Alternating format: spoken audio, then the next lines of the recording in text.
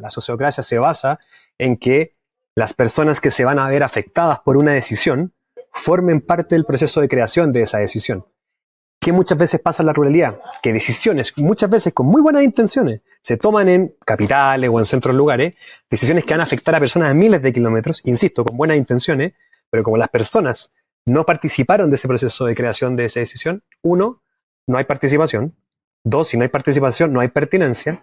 Y si no hay pertinencia, en este caso, no hay permanencia en las soluciones. Vos trabajás desarrollando liderazgo local, liderazgo rural. ¿Cómo se desarrollan líderes en zonas rurales? La frugalidad, cómo hacemos mucho con poco. Y en la realidad pasa eso, hay mucha frugalidad en los proyectos y por ende hay mucha más colaboración porque está intencionada porque no queda otra. Es como, oye, si esperamos a que el Estado nos venga a solucionar nuestros problemas, vamos a estar a quizás hasta cuándo. ¿Cómo lo hacemos nosotros? A ver, ¿cómo nos hacemos cargo y nos ponemos de acuerdo para poder reciclar de mejor manera o reutilizar parte de esto? ¿Cómo nos hacemos cargo o cómo llamamos la atención para que este problema que es tan importante para la comunidad se pueda en este caso resolver? Todo cambio comienza con una conversación. Nos encontramos en un momento crítico de la historia de la humanidad. No podemos ya seguir haciendo negocios de la forma en que lo veníamos haciendo.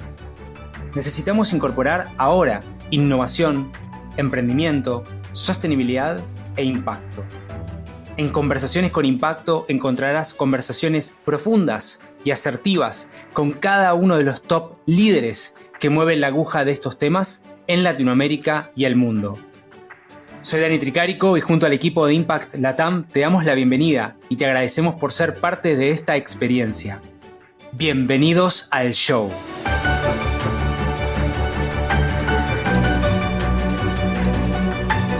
Bueno, sin mucho más, me voy a meter acá con un gran referente del emprendimiento, de la innovación, del desarrollo local. Vamos a hablar con Sebastián Salinas, de desarrollo territorial, ruralidad, liderazgo local, otra forma de levantamiento de capital, yo le digo fundraising social, ahí lo veremos con él.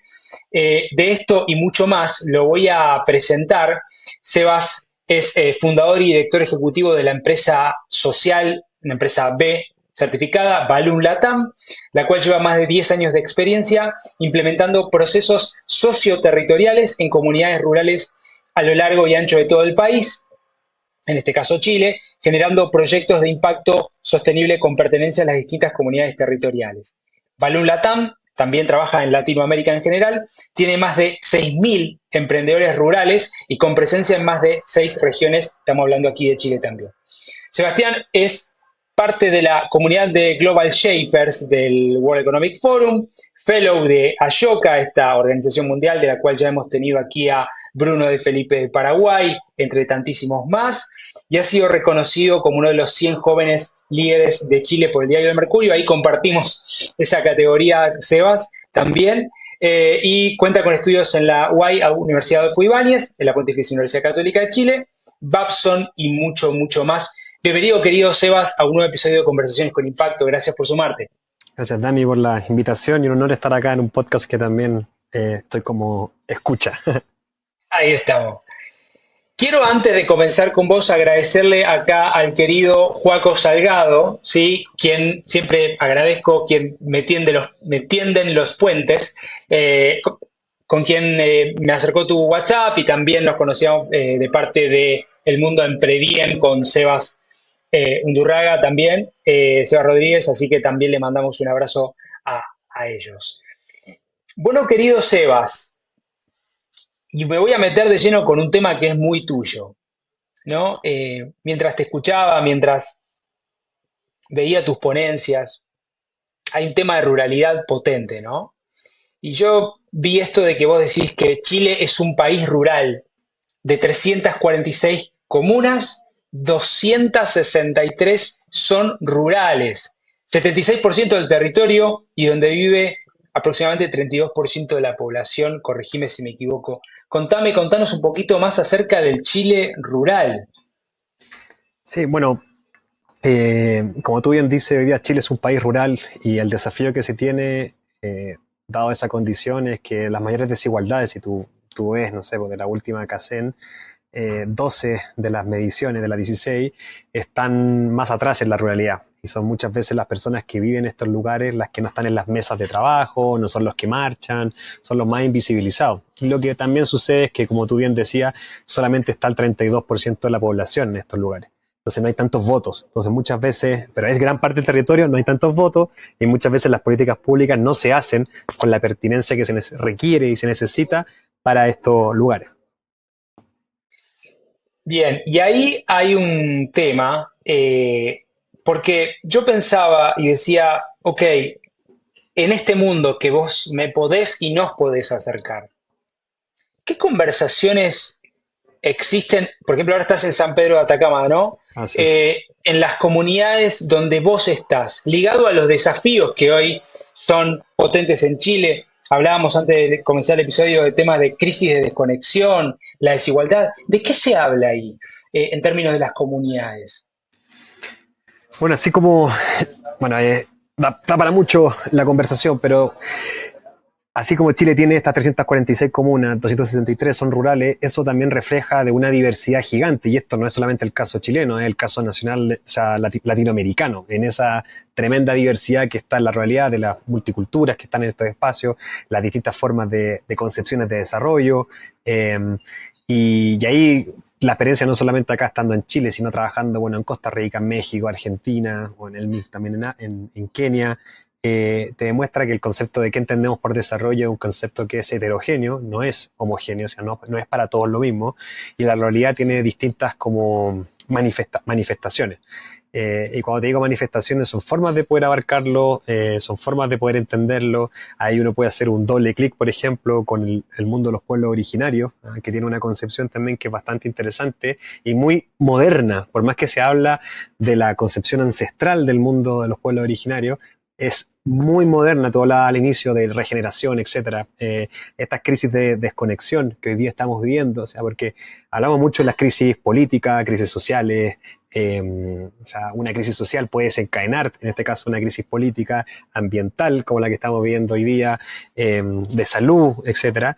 Pero hay tres crisis que están más profundas, que incluso pueden ser la causa de esas otras crisis, que son las crisis de desconexión, que son las crisis de desconexión primero con uno mismo, donde no nos conocemos, no nos damos el tiempo de poder interactuar con nosotros, de hacer esos viajes interior, la crisis de desconexión con otros, con quién tenemos al frente, de cómo relacionarnos.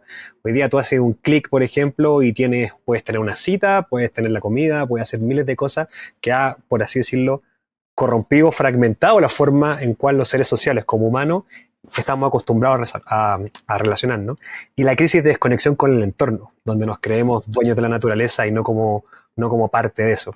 Entonces, cuando uno mira en la realidad ese entendimiento donde estas tres están muy, muy bien armonizadas y uno, no sé, habla con alguien del mundo, por ejemplo, indígena mapuche, y ellos tienen esta concepción del Kume-Moyen, que significa el buen vivir, que es vivir en armonía tanto con uno, con el otro y con el entorno. Y decir, wow, o uno está acá en el pueblo andino, los distintos atacameños, ligalantay, en este caso quechua, y hablan del sumac causay, por ejemplo. Y el sumac causay es lo mismo, solamente que en otra cultura, que es el buen vivir.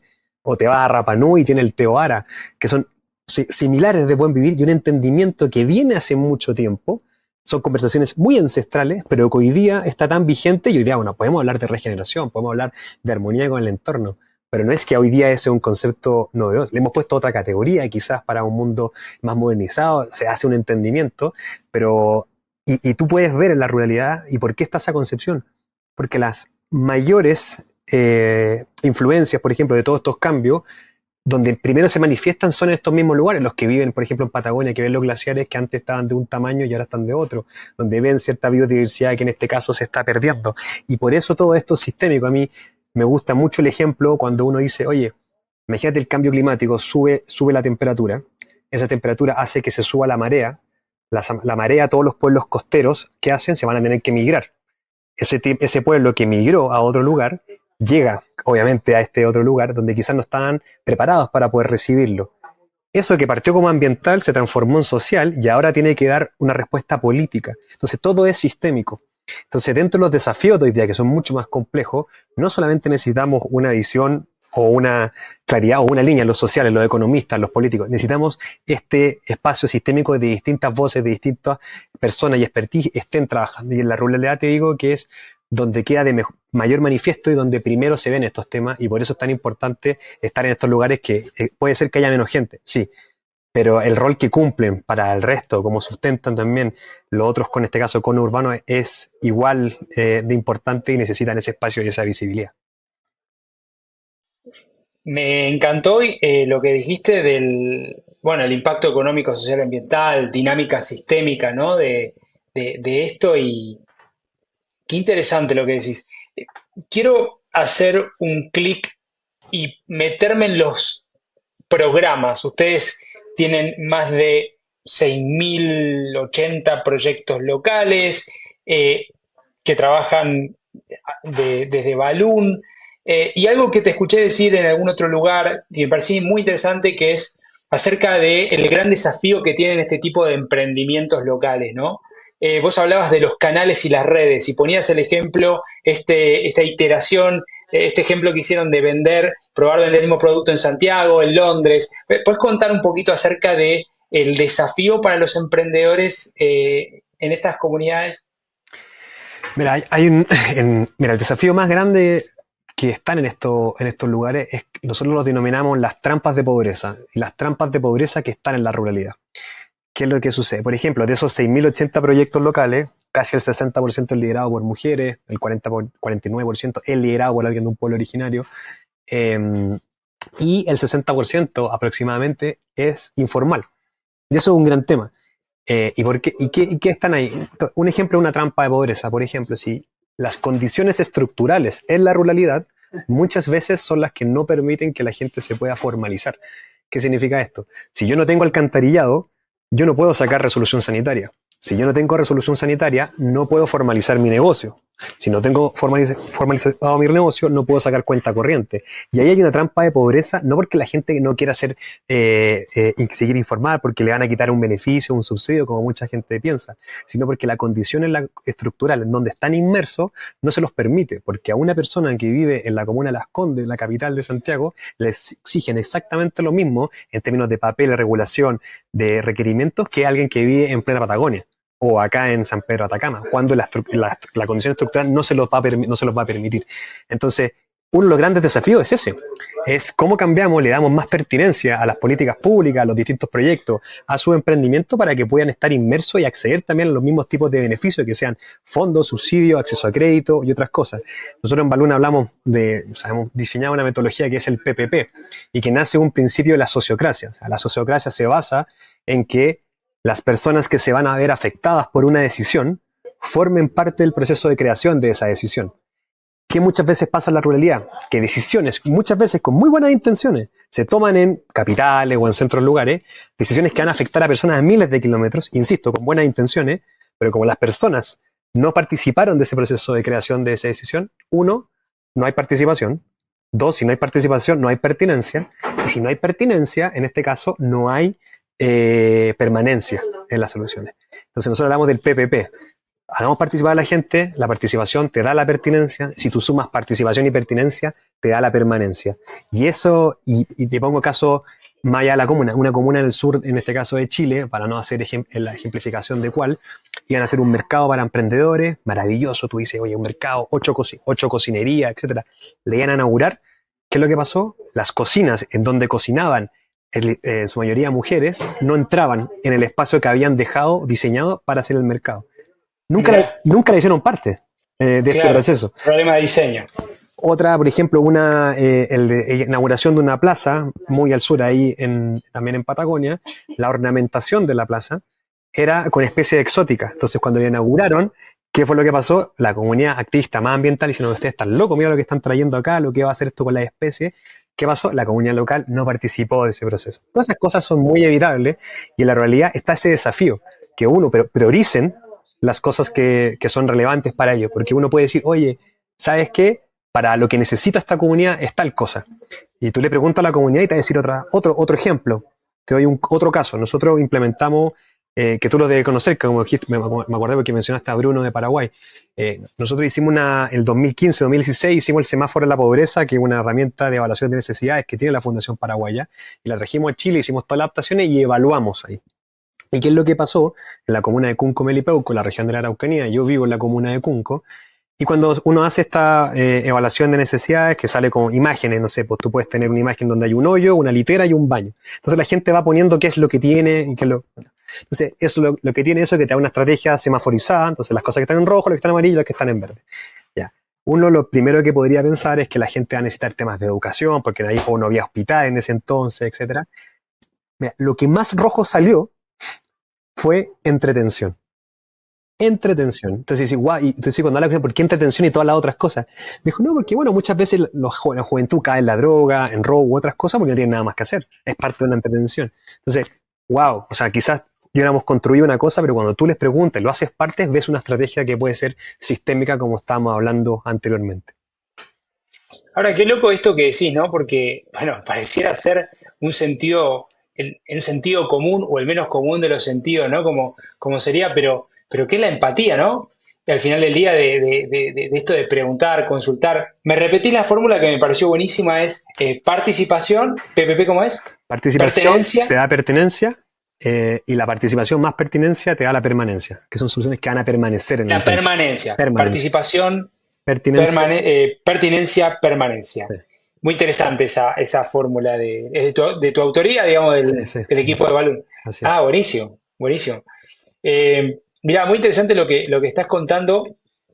Y quiero saltar también, hay otro tema que me había notado acá, que voy a elegir este tema, sí.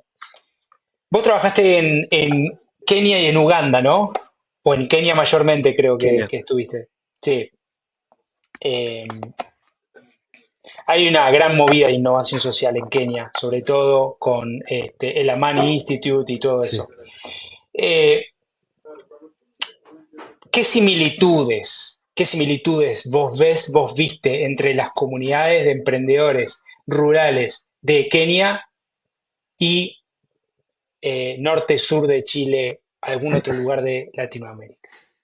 Mira, quizás no sea, pero es interesante también conocer cómo uno llega a Kenia, o sea, cómo un chileno también llega a Kenia, que también es justamente parte de responder esa pregunta. Yo partí trabajando el 2010 en un liceo técnico que se llama Piedra Azul, ahí en el inicio de la carretera austral, y era trabajar con alumnos de 17 y 18 años, y siempre recuerdo la primera pregunta que me hacen los profesores cuando llego a clase, antes de trabajar con los alumnos, y me preguntaron por el partido político al cual pertenecía, eh, de una, y me quedó un concepto muy grabado que era que los niños vienen malos de fábrica. Y yo les pregunto, ¿qué significa que vengan malos de fábrica? Y me dicen, bueno, es que acá están predestinados a su futuro. Y dije, ¿cuáles son esas predestinaciones? Me dicen, o son delincuentes, o son drogadictos, o son pescadores. Esto es un colegio que es un internado, o sea, que están de lunes a viernes con ese estímulo de profesores. Entonces, wow, más que todos los profesores, este caso.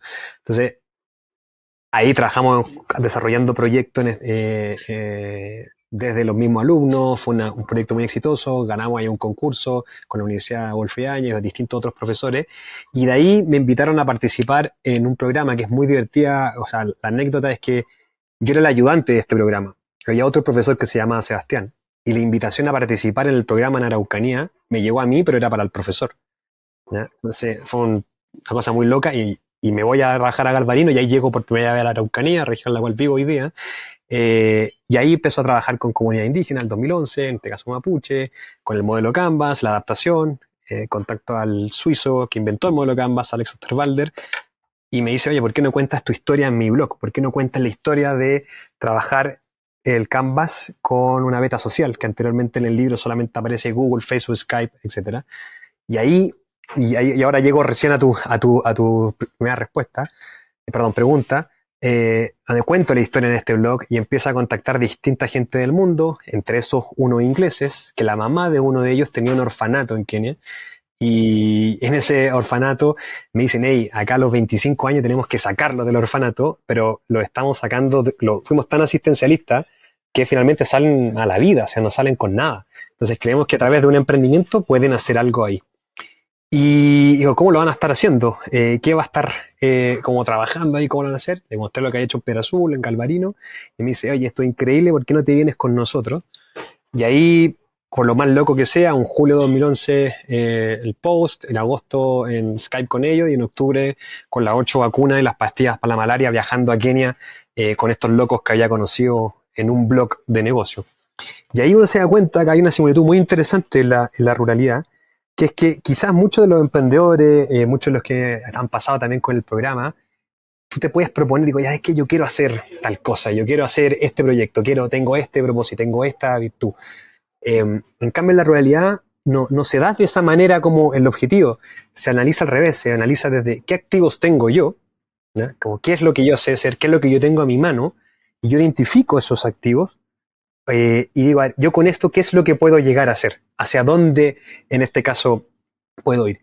Y en Kenia se daba eso, o sea, es como la ciudad que yo ahí vivía era Nakuru, y Nakuru una ciudad que recogía la basura una vez al mes. Entonces nos dimos cuenta que había, oye, una disposición de la gente a pagar por recoger la basura.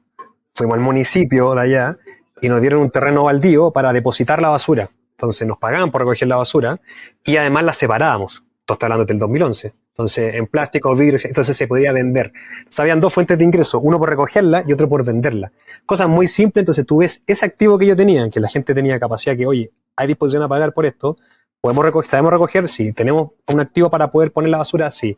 Y se empieza a desarrollar en parte de este proyecto. En la ruralidad también de acá, uno se tendería a pensar que son economías de sobrevivencia, pero el gran sello, yo diría, es la estacionalidad de los negocios. La gente que vive en ruralidad, sea allá en África o acá, cada uno, tienen más de un rubro. Pueden incluso tener un trabajo formal, pero aparte tienen un proyecto interno. Hacen distintas cosas durante los periodos del año. Y eso hace que la diversificación también de la economía sea bastante más diversa, valga la redundancia, dado esta condición que se afronta en la ruralidad. Y justamente ahí tenía el título de un correo por error de, digamos, yo le ponía la causalidad en tu caso, Sí. ¿no? De Yo llegar a este mundo. me enteré 4 años después que había sido un error. O sea, yo nunca me Mirá, no cuestioné. lo sabías. No tenía idea. Nunca me cuestioné que esta invitación no era para mí. O sea, yo mirá. llegué, dije, incluso cuando se lo conté al profe, me miró con cara, me dijo, qué buena que te llegó a ti, pero no nos cuestionamos, estábamos juntos haciendo con más gente en el proyecto, y después, 4 años después, la gente de la Fundación Mustaki, que fue quien lo mandó, reconoce que se habían equivocado de Sebastián. Mirá, qué grande. Bueno, ahí a la persona que se equivocó le tenés que, No, o sea, sé, le tenés que hacer regalar un vino, no sé, algo, no, porque la verdad que de hecho, le dije, tenés que buscar la persona. No era un mejía, sin eso no llegaba a Galvarino, eso no me hubiera llevado a Kenia, no existiría Balloon, o sea, es como una cosita Qué así, bárbaro. que es impresionante. Qué bárbaro. Bueno, aquí hablaste de la Fundación Mustaki, aquí tuvimos a Patricio Mair y bueno, y a Alejandra también en el episodio, para aquellos que quieran escuchar ese episodio.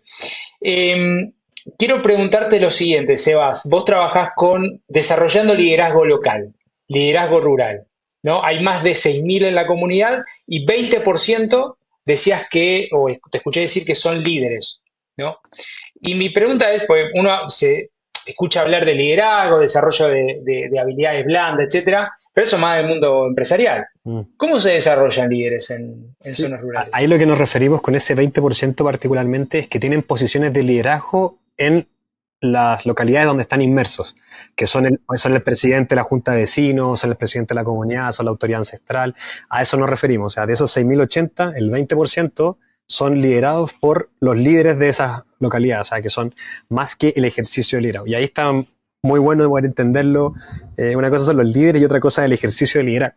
Y en la ruralidad hay mucho ejercicio de liderazgo por un tema y mucho más, no sé si es mayor colaboración, en el sentido de que están solos, o sea, muchas están tan alejados, ¿ya? Y hay mucha ausencia del Estado, no porque el Estado sea malo, sino porque están tan lejos, donde estos pequeños municipios, o algunos le llaman gobiernos locales, etcétera, tienen que satisfacer muchas más necesidades que en otro lugar no habría. Por ejemplo, el reciclaje.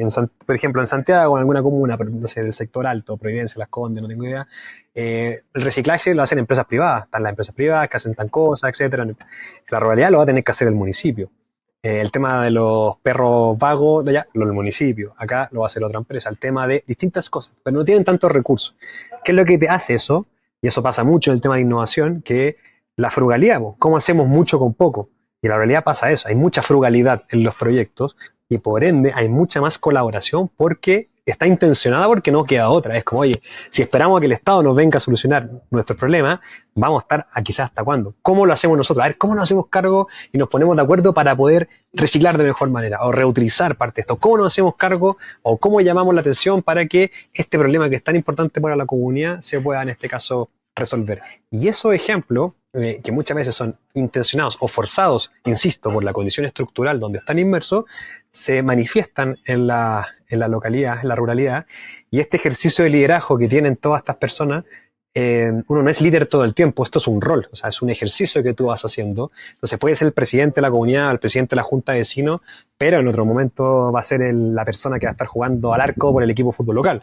Entonces, ese ejercicio de liderazgo son importantes, uno, que se vayan manifestando, dos, que las nuevas generaciones también estén participando, que hay un tema muy importante que cambió, yo te diría harto, post pandemia, ya que mucha gente llegó a vivir a lugares rurales. El trabajo híbrido ha facilitado parte de eso, entonces hay personas que no comúnmente vivían en la localidad, que hoy día están viviendo, que vienen también muchas veces con otra mentalidad o con otra formación en algunos casos, y son esas personas que están tomando liderazgos en la ruralidad, en cierta, son los nuevos presidentes de la junta de vecinos, son tantos. Entonces hay dinámicas sociales que se están transformando en estos que vivían hace mucho tiempo, con estos nuevos que están llegando, etcétera, entre el aforino, etcétera, y cómo se va mezclando. Hay una cosa interesante, muchas veces para bien, otras cosas tiene su desafío. O sea, yo soy un caso de eso. Yo vivía, en este caso Santiago, me muevo por todos los territorios, viajo todo el tiempo, pero hoy día estoy inmerso en la comuna de Cunco, que es una de las comunas donde más tiempo llevamos trabajando en la Araucanía. Ahí, bueno, ahí abriste varias puertas, pero quiero ir a, sí, justamente, bueno, si me permitís un poquito más en esta pregunta. Dale. Porque hablaste de que hay un liderazgo, digamos, más colaborativo, de que, digamos, están estos líderes, digamos, más ancestrales o de reconocimiento de cierto respeto, pero después también va rotando. ¿Y cómo lo trabajan ustedes desde Balloon? ¿Cómo los detectan primero a estas personas y qué insumos le brindan? Digo, son charlas, son talleres. Me interesa, ¿sabes qué? Exponer la diferencia de clásico liderazgo en empresa, liderazgo en mundo rural, ¿no? ¿Qué similitudes y diferencias hay ahí? Vale. Claro, interesante. O sea, en la caricatura que va a tener de uno u otro son bastante distintos. Ahora, bueno, no me voy por las ramas para responderte un tema con la concepción de movilidad social, la ruralidad, que está muy interesante, que acabamos de colaborar en un estudio ahí. Pero respecto a lo que tú estás diciendo, a ver, que se me fue con el tema de la movilidad social, pero bueno, haz una cosa, contame lo de la movilidad social y después vamos a detección y diferencia de liderazgo, mundo empresarial, mundo... Ya volví con el otro punto, que nosotros lo que hacemos para poder detectar es, antes de entrar a un territorio, nosotros partimos por lo que se llama un diagnóstico socioambiental, que es entender todos los ámbitos socioambientales, sociopolíticos, socioculturales y socioeconómicos que están inmersos en esta localidad. Insisto, todo tiene el socio, porque es todo relacional. Entonces, es como socialmente se relacionan con la economía, socialmente con la cultura, socialmente con la política y socialmente con el medio ambiente. Porque esas dinámicas tanto de autonomía, de identificación, etcétera, son muy importantes al momento de entender un contexto. Después hacemos al mismo tiempo lo que se llaman los mapas de actores relacionales. Y esta palabra relacional es muy importante porque es cómo están relacionados, qué tipo de vínculos están. Y ahí están los mapas de capital social, que están un poco de la mano. Entonces, la clave es poder estar identificando, uno, las autoridades formales, pero al tema territorial, las autoridades informales son igual o más importantes, que son las personas en las cuales la comunidad tiene un grado de confianza o legitimidad muy importante en el territorio. Y aquí hago una distinción entre legitimidad y reputación. En el territorio, la legitimidad es el tema. La reputación en el mundo es en el mundo empresarial. La reputación tú la vas construyendo, invirtiendo, ganándote los premios. En el mundo empresarial se van turnando ahí que se ganan los premios, invierte en diario, etcétera. Pero la legitimidad es muy distinta. La legitimidad se basa como en tres cosas. Se basa primero en qué es lo que la gente, quién habla de ti, cómo hablan de ti, o sea, qué dice la gente, o sea, tu comunidad, qué es lo que te habla, ¿ah? Quién te replica, o sea, quién cuenta también qué es lo que tú estás haciendo, como con quién andas, quién te replica, quién cuenta de ti y cómo te financias, qué es lo que haces para poder financiarte. Y esos tres caminos son súper importantes al momento de tener estas autoridades informales que muchas veces es, por ejemplo, el capitán del equipo de fútbol local, el portero de la municipalidad que lleva trabajando no sé cuántos años, el que tiene un grado de cercanía y todo. Entonces, cuando tú logras identificar eso, son los que te van a dar toda esa capitalidad o todo ese tejido social que está inmerso en estos lugares, que la forma de trabajarlo, las motivaciones van a ser distintas. Muchas veces van a ser más colectivas que individuales. En este estudio de movilidad social que sacó el COES, que nosotros colaboramos como Balloon para poder estudiar este fenómeno de movilidad social, sobre todo en el mundo indígena, en el mundo rural, era muy interesante la distinción cómo, por ejemplo, la mujer entendía la movilidad social, que lo entendía y identificaba que habían otros factores o otras personas que habían ayudado a que ella se pudiera mover o avanzar en esta escala social. En cambio, el hombre en su mayoría hablaba del self-made, como yo la hice solo. O sea, fue mucho esfuerzo, me costó, yo tenía tanto, yo contra el mundo, etcétera, etcétera. Y en el mundo indígena, que era muy interesante de lo que ponían o que aparecía, era un concepto que la movilidad social no estaba entendida desde el individuo, estaba entendida desde el colectivo, desde la comunidad, cómo se va moviendo. Y quizás va a ser eso más lento, pero siempre desde ese pensamiento, en este caso sobre todo mapuche, los que participaron de este estudio. Entonces era muy interesante. Obviamente estoy hablando de generalidades, ¿ya? De ciertos casos, pero cómo se repetían. Pero es muy interesante porque eso también es reflejo del tipo de liderazgo que tú vas a encontrar en los distintos lugares. Interesante lo que decís, ¿no? Esto de legitimidad, autoridad, ¿no? Y muchas veces esas personas que decís que son los abrepuertas, ¿no? El capitán de fútbol quizá tiene ese gran capital social Claro. y esa legitimidad, y vos tenés que ir a trabajar con ese tipo y no con el que te marca quizá la municipalidad o el delegado local, que quizá el delegado local, ¿no? Volviendo y haciendo un paralelismo miles de años, digamos, cientos y miles de años atrás, era el que ponía, ¿no? Los romanos, digamos, como en el lugar y lo que la zona rescataba. Interesante como factor digamos, social, ¿no? Sobre todo. Me encanta esto, Sebas. Te quiero preguntar un poquito más, me voy a ir hacia otro lugar que es un tema de oportunidades. Vos acá hablabas te escuché hablar de que el turismo como espacio de oportunidad, cada $100 que un turista gasta, o gastaba por lo menos, $5 le quedaban a la comunidad. Entonces ahí había un gran espacio donde vos comentabas, che, podemos apalancarnos en esto como un primer espacio de oportunidad. Esto fue hace tiempo. Quiero saber si sigue siendo vigente, si lo seguís viendo como espacio de oportunidad y si no, ¿qué otros espacios ves o subrubros en las comunidades donde te moves? Sí, bueno, ese es un dato antiguo, es del 2012, del estudio que se hizo para Latinoamérica. Y claro, es como, oye, los que mayormente reflejan o entregan la cultura a los espacios son los que menos reciben. Entonces, ¿cómo hacemos que también formen parte de mayor pedazo de la torta? Era como eso. Y hoy día lo sigue siendo. Hoy día tú ves que Chile, como ya no sé cuántas veces el premio al mejor país del turismo aventura. Tenemos ahí espacios naturales maravillosos, igual así como están en Latinoamérica, en Colombia, con el mayor lugar de avistamiento de aves, o sea, lugares como únicos que están en Latinoamérica, donde hay un espacio gigante como un mecanismo de algo más descentralizado y no concentrado, porque el caso del turismo tiene eso, donde hay para distintos factores, el que quiere viajar muy premium o el que quiere viajar más ligero, entonces parte de la idea es eso, pero también no sobrecaer y eso es también de los riesgos. Y uno, por ejemplo, de las preocupaciones que teníamos en Patagonia es, oye, ¿qué preparo primero? ¿La oferta o la demanda? ¿Y qué significa eso? Es que yo puedo anunciar, mira, este destino pristino, maravilloso, etcétera, pero cuando viene la gente, no está preparado estructuralmente este lugar. Entonces, por ejemplo, te pongo un caso. Hay una localidad en Patagonia que viven 450 personas, ¿ya? Que es muy conocida, que es Puerto Río Tranquilo. Puerto donde están las cuevas catedrales de mármol, etcétera. Cuando tú dices 450 personas, maravilloso, entonces hicieron un servicio de tratamiento de aguas servidas para 600 personas. Tú dices, ah, bueno, 450, 600, está bien, hay un gap. Pero en verano, en temporada alta, llegan 2.000 personas por día, ¿ya? Entonces, estructuralmente no está preparado para recibir eso. ¿Qué pasa? Literalmente toda la que hacen las personas se van al Río Tranquilo y llegan al General Carrera. Entonces tú dices, oye, estamos trayendo a gente, hacemos muchas campañas que venga todo el mundo a conocer esto, pero el destino todavía no está preparado y eso puede traer consecuencias no en el mediano plazo, en el muy corto plazo.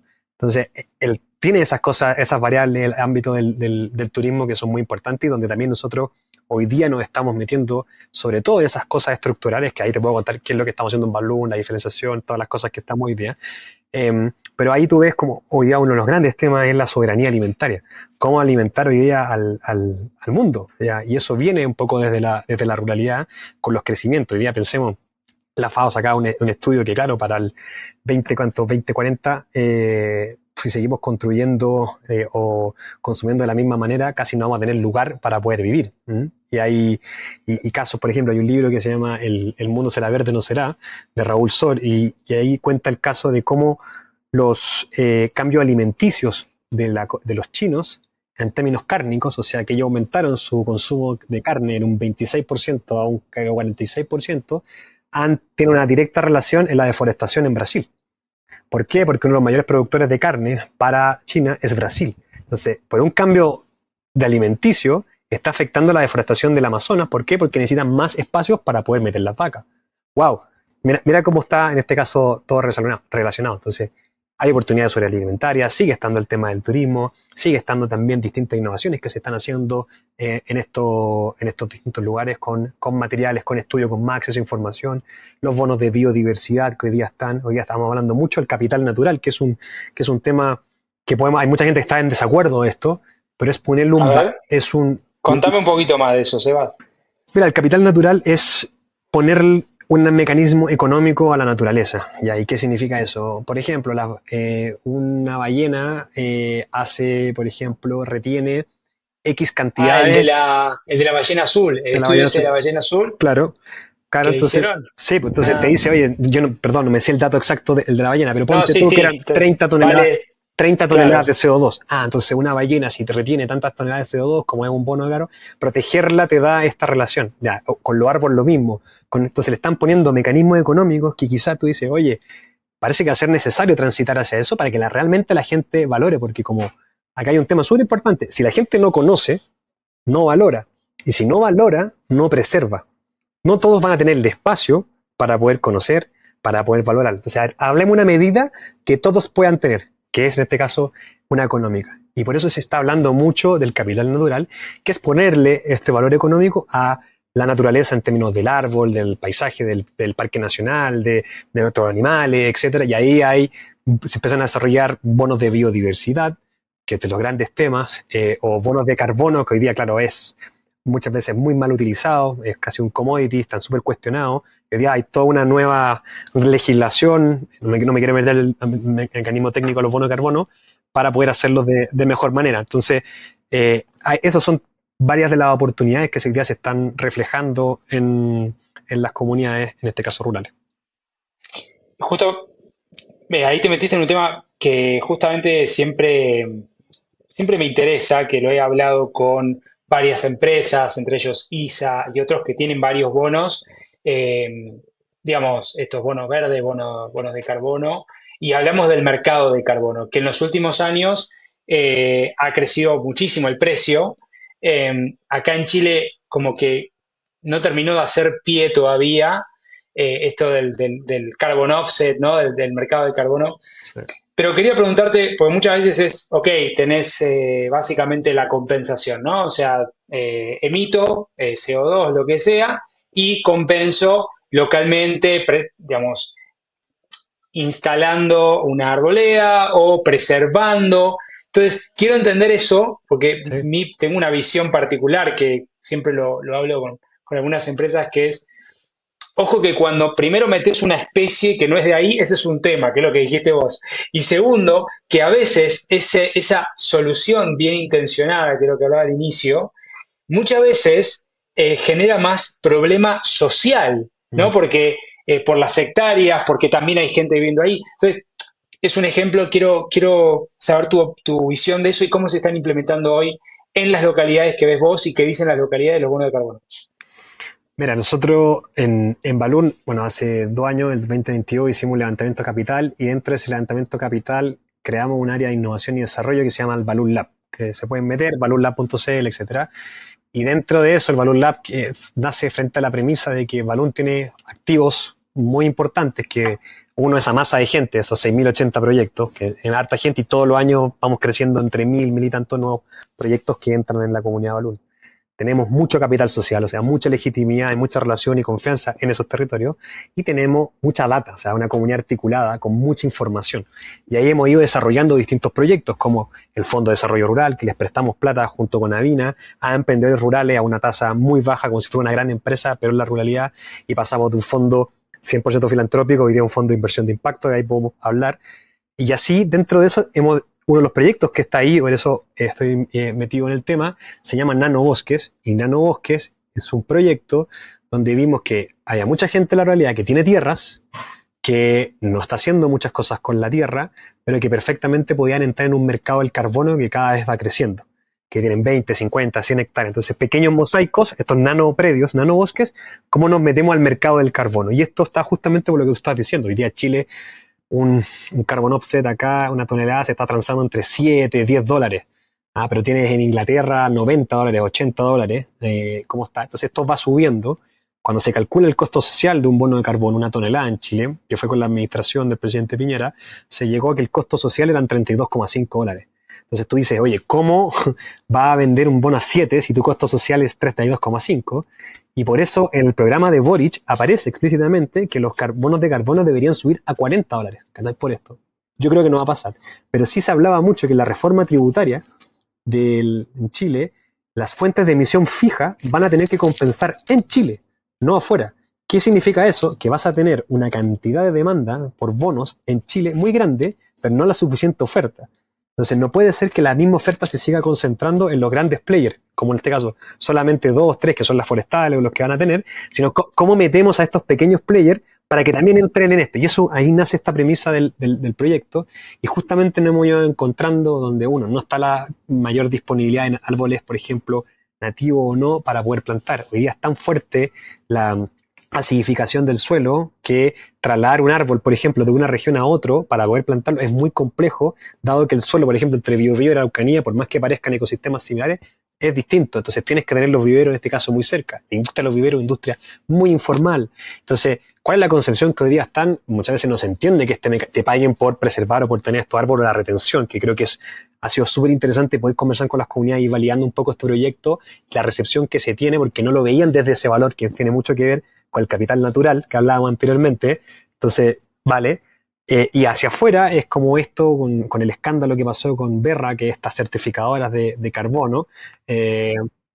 Claro, o sea, tiene mucho que ver con eso, que ya una industria que se transaba como en papeles, como si vendían cabel y commodity, pasa este escándalo con Verra hoy día está reagrupándose y rehaciendo estas cosas porque eran montos de toneladas de CO2 que realmente no tenían esa cabida de lo que estaban ellos supuestamente certificando.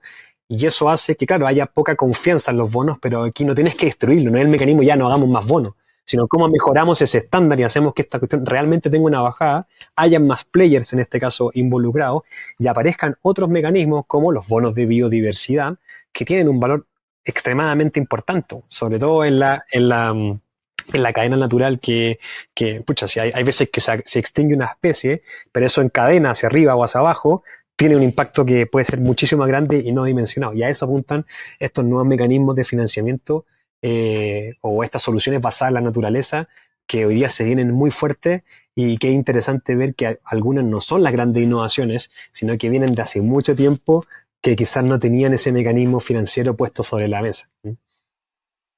Fenomenal, Sebas. Y un poco ya en la recta final, no quiero dejar de lado este tema que es para mí muy interesante. Eh, 1.627 millones de pesos chilenos, entiendo. Sí. Levantaste en tu última ronda, o levantaron en su última ronda, sumaste inversionistas como Sandro Solari, los hermanos Melanie y Lionel Kaufman, la familia Izquierdo de Inversiones Marchihue. Pero previo a esto, vos decías, hace más ruido un árbol que cae que un bosque que crece. 14 no y un sí para el primer financiador de Corfo. Entonces, contame y contanos un La poquito transición. tu camino de levantamiento de capital. Sí.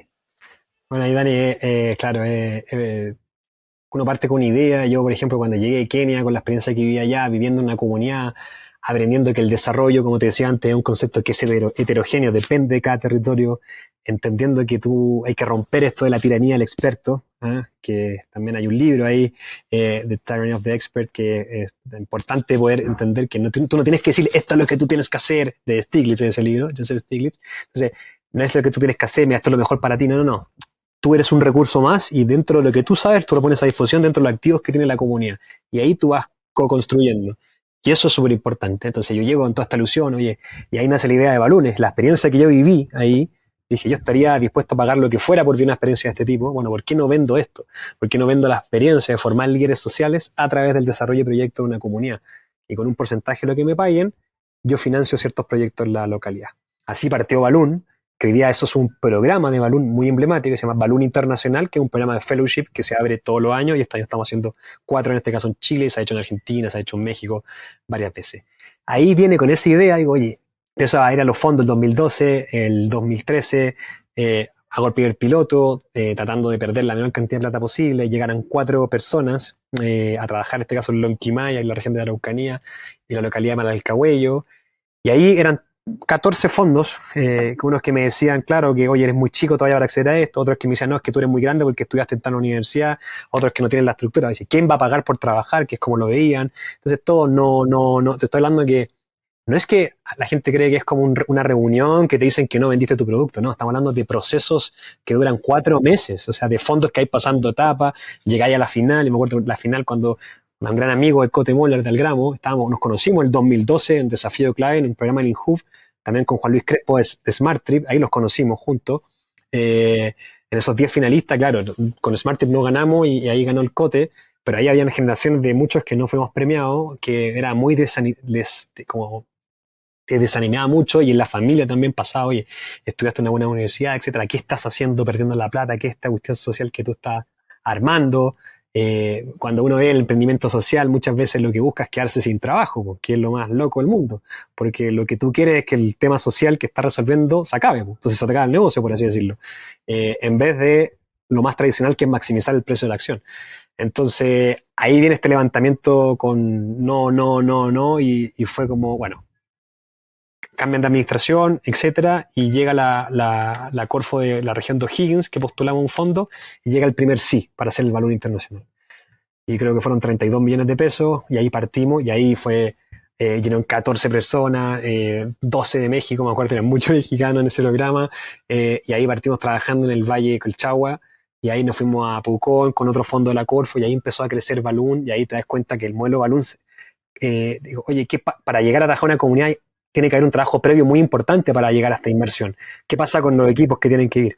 Oye, cuando tú te vas de estos profesionales que viven ahí, se van, ¿qué pasa después? Oye, falta un equipo que también se tenga que quedar. Oye, en este caso hay sector privado también acá, ¿cómo lo involucras? Hay instituciones públicas. Entonces, todo el modelo que hoy día tiene Balloon, con estos procesos socioterritoriales, que tienen una duración mínima, en este caso, de casi más de 24 meses, 36 meses, todo hoy día ha sido aprendido en base a la experiencia. Y contestando a tu pregunta, Balloon era un proyecto de otra empresa que yo fundé, que es la donde está Seba Rodríguez, que se llama Emprediem.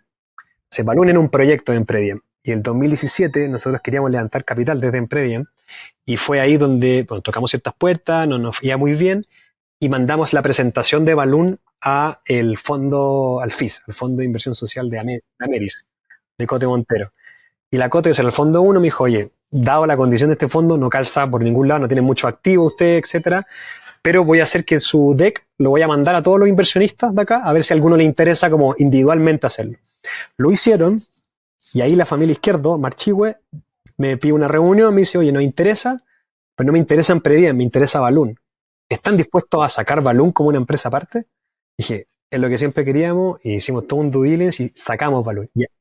Y ahí, claro, y ahí viene el primer levantamiento de capital, que fueron en este caso 380 millones de pesos, que fue la valorización de la empresa. Nosotros lo que hicimos, un cálculo inventado, una fórmula que fue, oye, según el Estado, en el caso de la Corfo, decía que necesitaban, para desarrollar un negocio, son mínimo 75 horas de desarrollo, de trabajo, formación. Entonces dijimos, ¿cuánto se gasta el Estado en trabajar con emprendedores tipo FOSIS, que es una institución del Estado, Cercotec, otra, y de la Corfo? 75 horas, porque estaban los precios promedio del valor hora. Claro. Entonces sacamos el promedio de eso y dijimos, nosotros tenemos mayor éxito que ellos. ¿Cuánto cuesta Balloon? Y dijimos, el de Balloon era más barato, era más económico, lo que les costaba el promedio de estos tres. Entonces nosotros dijimos, ese colchón que está en la mitad, esa diferencia, es el impacto que genera Balloon comparándolo con el Estado. Y nosotros calculamos la valorización de la empresa en base a la cantidad de personas que habíamos trabajado y que íbamos a trabajar los siguientes años, como la plata que le ahorramos al Estado al trabajar con Balloon. Y eso los izquierdos lo apañaron. O sea, fue como, dale, buenísimo. Y esa fue la primera ronda del 2017, etcétera. Y ahí Balloon sale como una empresa aparte de Empredien. 2017. Claro, sí, 2017. Y ahora el último, del 2022, donde ya ahí llevamos una mayor estructura, etcétera, se hace de un mecanismo más tradicional. Se hace en base a los ingresos que ya tenía Balloon, los proyectos, se hace un mecanismo de valorización por el IPSA.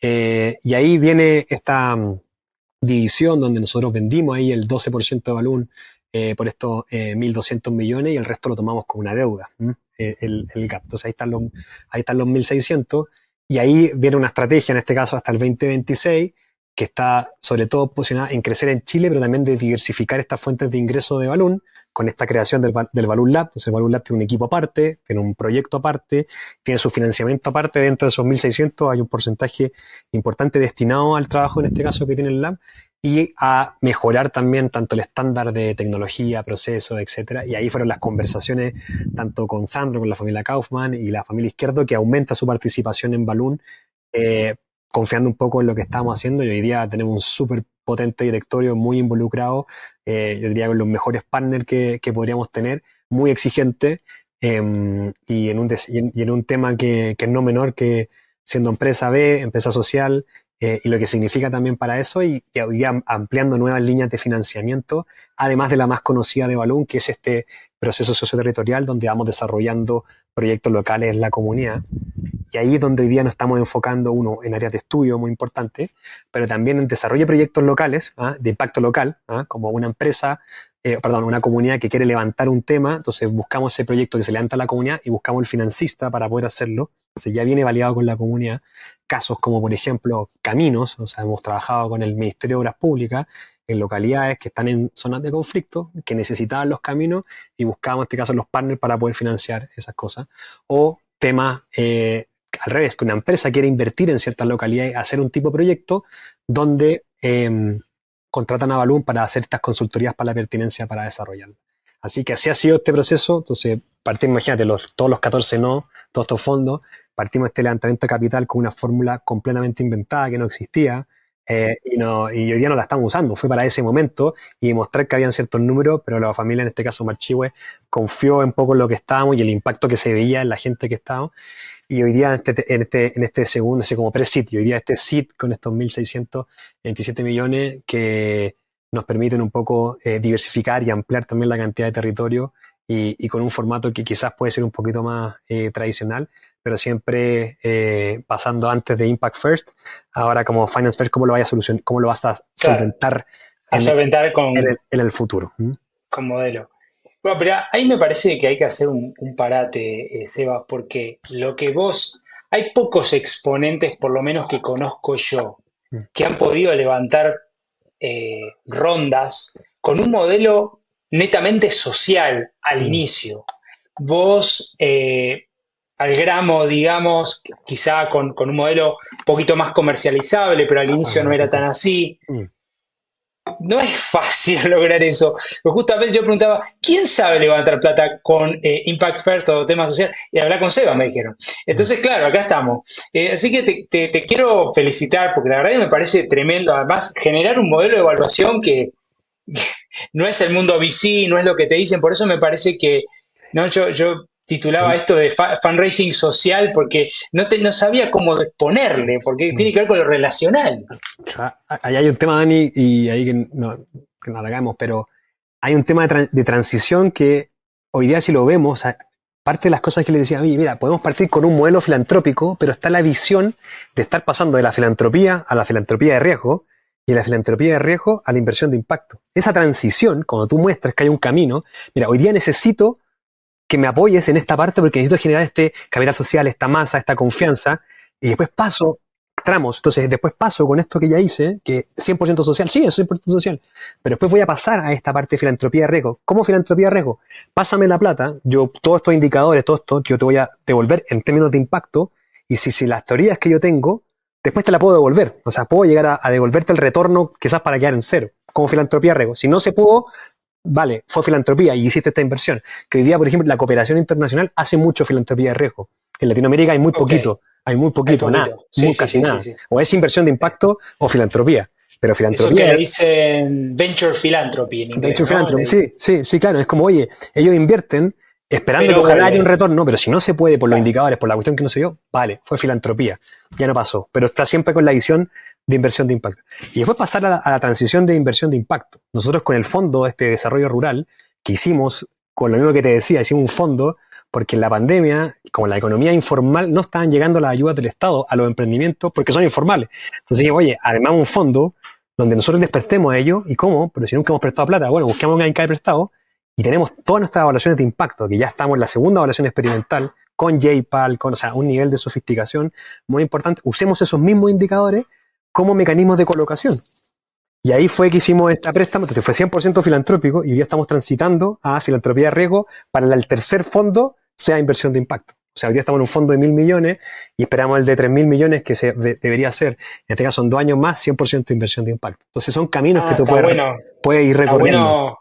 Está bueno el camino que mostraste ahí porque no me había quedado claro, que es la última pregunta que te voy a hacer en términos del tiempo, y después vamos a ir al cortito final, sí, pero rapidito, que es, ya van más de 12, 13 años de Balloon, ¿no? Más o 12, menos. sí, claro. 12 años de Balloon. 12 años, sí. Contame los próximos 12 años. ¿Hacia dónde va Balloon? Un poquito lo trazaste acá, pero Mira, ¿cuál es el legado, ¿no? Finalmente que vos y el equipo querés dejar? Porque vos también después podés ir tomando otros roles, intereses, pero o sea, uno de mis mayores sueños es que hay muchos lugares que necesitan un balón, pero dado el modelo de negocio que nosotros tenemos hoy día, no tenemos cómo llegar. Porque si no hay empresa o no hay un gobierno que esté interesado, nuestro modelo de financiamiento no lo permite, pero esa localidad sí la necesita. Entonces, esa es la premisa por la cual nosotros creamos el Balloon Lab. Es para tener estas otras empresas o otros proyectos que vayan sustentando y aprovechando los activos de Balloon, para cuando se vayan sustentando puedan financiar Balloon para llegar a esos lugares. Entonces, a mí lo que me encantaría es poder tener, como para los próximos 12 años, que nosotros dijéramos, oye, ¿sabes qué? Nos vamos a trabajar a, no sé, lugares que intentamos, por ejemplo, y no, a Arica, o a, no sé, Guatemala, con tanto porque, bueno, es que no hay financiamiento, pero como nosotros generamos todo activo, nos permite poder decidir a esos lugares donde nadie más va. Claro, a donde nadie más va y se necesita también, y se necesita. ¿No? Entonces, ese sería como, oye... Podría ser Medio Oriente también. Medio Oriente, sí, o sea, donde está y no tener que tener esa autonomía para tomar, en este caso, decisiones que me encantaría y ojalá contemos, hablamos más adelante, contate, bueno, lo logramos y este año decidimos irnos a este lugar por tales razones que algo que estamos probando nosotros, por ejemplo, en Coquimbo, abrimos en base a filantropía de riesgo, donde estamos tomando un crédito a 60 meses, decidiendo esas localidades, Río Hurtado, Paihuano, La Higuera, que son comunas muy, muy, muy pobres, La Higuera particularmente, para poder llegar y ver un mecanismo de financiamiento. Estamos haciendo esa prueba de filantropía riesgo con un partner hacia adelante que todavía no lo puedo mencionar oficialmente, pero ya entramos ahí bajo ese mecanismo. Entonces estamos probando esa visión un poco adelante. Qué bueno, sí. Qué interesante, Seba. Bueno, un poquito para cerrar, te agradezco, querido Sebas, ha sido una tremenda conversa. Me encanta todo lo que estás haciendo y animarte a que vos y el equipo, ¿no? Porque requiere un laburo grande del equipo, seguramente vayan por más, me parece que son un tremendo caso. Entonces vamos a las preguntitas finales de cierre, si te parece, las rapid fire questions, una cosita cortita.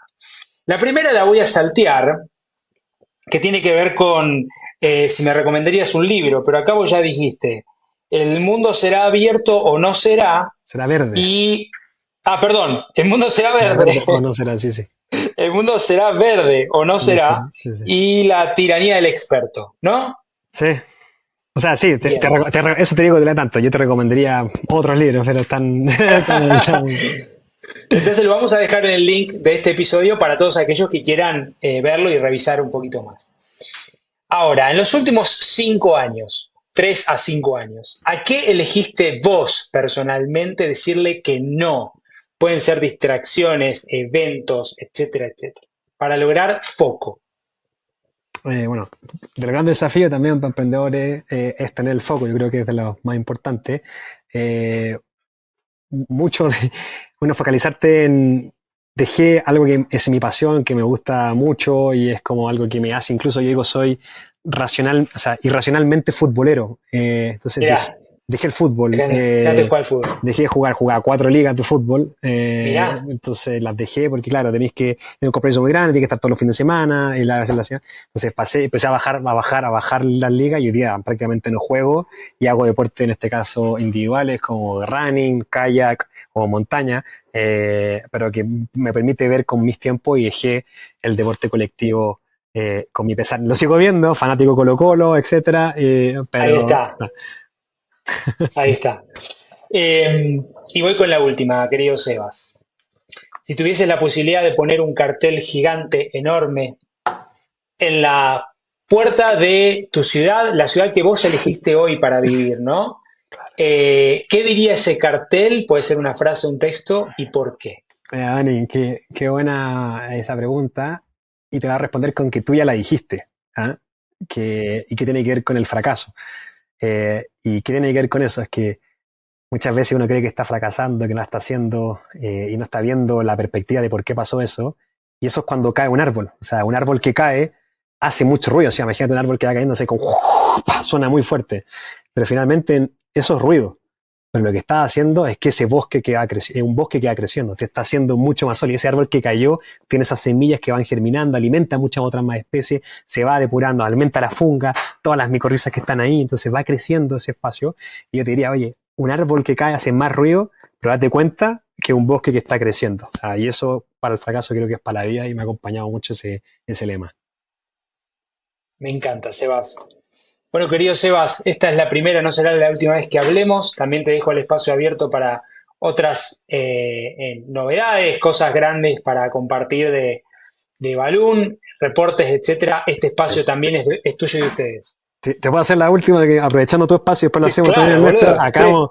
Sí, Nosotros sacamos un podcast en Balloon que se llama Innovadores Invisibles, que lo ahí pueden está. escuchar.